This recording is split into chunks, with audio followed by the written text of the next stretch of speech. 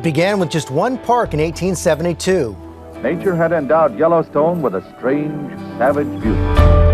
But since then, the United States National Park System has grown tremendously.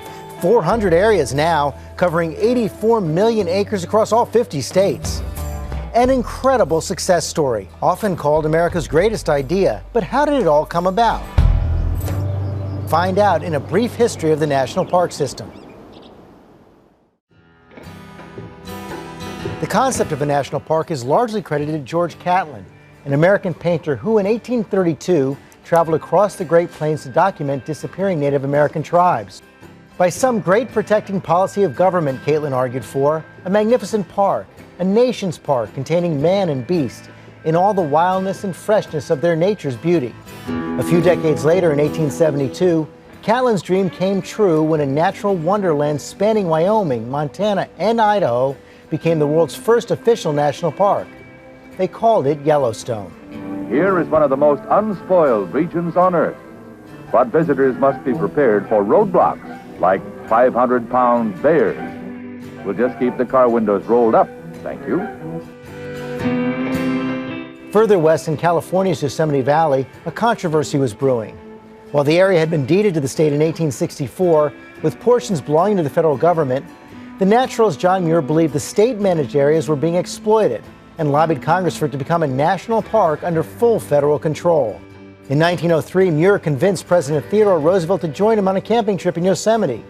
And 3 years later, the park was under full federal control.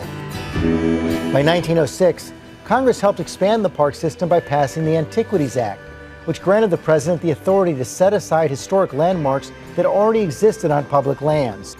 Roosevelt took swift action, proclaiming Wyoming's Devil's Tower as the first national monument that year, and establishing a tradition that would continue today. For more than 40 years, the nation's parks were supervised at different times by the Departments of War, Agriculture, and the Interior. But President Woodrow Wilson sought to clear the bureaucratic mess and created the National Park Service on August 25, 1916.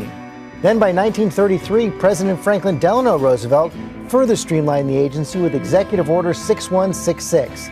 It consolidated all the national parks, monuments, memorials, and cemeteries into a single national park system.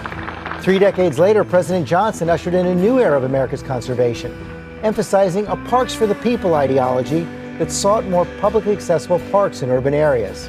This is a very happy and historic occasion for all who love the great American outdoors. And since then, the list of national parks has grown steadily. California has the most national parks with 9, while Alaska's Wrangell St. Elias National Park is by far the largest. Can you even imagine America without its national parks? From the rivers of grass in the Everglades to the volcanoes of Hawaii, this unique system reflects how far Americans have come in their appreciation for the natural world.